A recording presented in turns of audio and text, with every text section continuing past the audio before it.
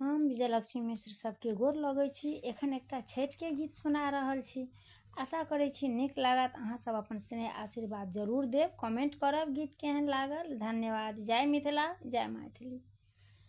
कल जोड़ी विनती करै छी, छठी मैया सब परिवार,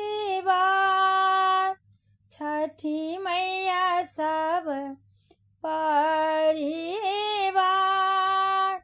आबो दिया उदार से राना मैया, लेने अर्घ छी हम ठार, लेने अर्घ छी हम ठार।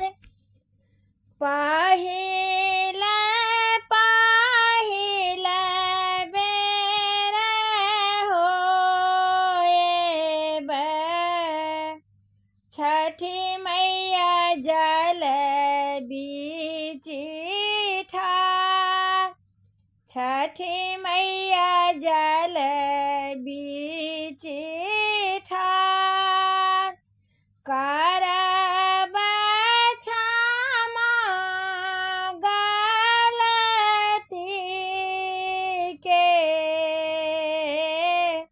पूजा करब स्वीकार,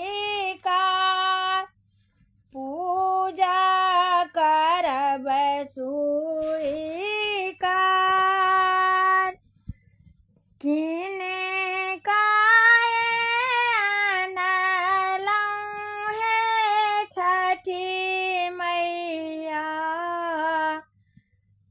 फल फूल कोसिया कुरबा, फल फूल कोसिया कुरबा।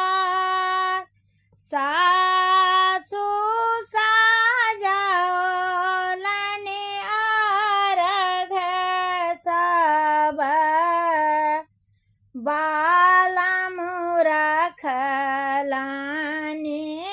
घाट, बालम रखलानि घाट।